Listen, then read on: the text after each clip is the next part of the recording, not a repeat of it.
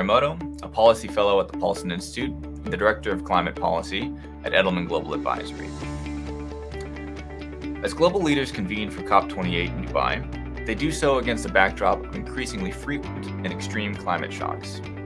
Dangerous heat, droughts, fires, and flooding are being felt everywhere, but are most damaging across the developing world.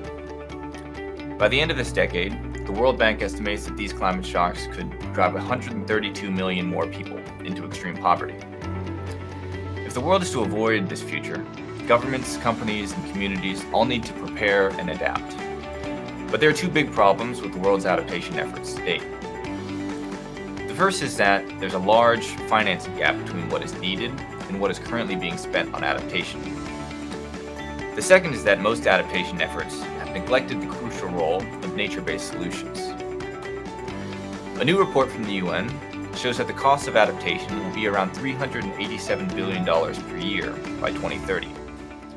The estimated cost to adapt to climate change in low-income countries alone are 10 to 18 times higher than what is currently flowing into those regions.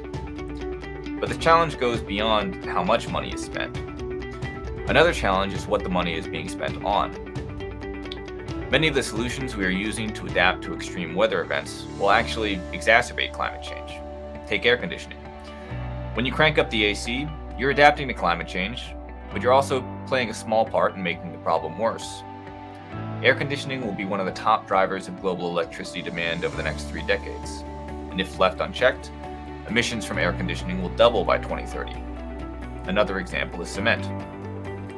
A lot of cement and concrete will need to be used to build seawalls and other infrastructure used to protect coastal communities. This is a life-saving adaptation to climate change, but the production of cement releases high amounts of carbon dioxide. For every ton of cement, you get roughly 1 ton of carbon dioxide.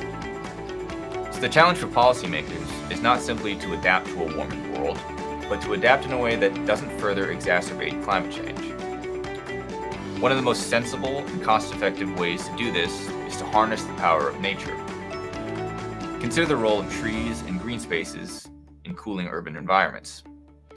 One study showed that planting trees can reduce temperatures of cities by up to 12 degrees Celsius. Trees can also absorb pollutants and act as natural air filters. Similarly, wetland ecosystems can protect against storm surges. Mangroves, marshes, and other wetlands serve as nature's flood barriers. They absorb excess water and shield us from the worst impacts of flooding. Finally, incorporating natural infrastructure, like watersheds, can help optimize water use. One case study that's highlighted in the Paulson Institute's Financing Nature report is the Catskills watershed. In the 1990s, New York City planners paid farmers not to use chemical products such as fertilizers, herbicides, pesticides, and move animals away from streams. They helped improve sewage systems and established conservation agreements, and the result was cleaner water, achieved at a fraction of the cost it would have taken to build a filtration plant. By nurturing and preserving these natural buffers, we can enhance our resilience in the face of an increasingly volatile climate. Nature can help purify our air and clean our water. It can help protect us against some of the worst impacts of climate change. So it's time for governments, companies, and communities to harness its full potential.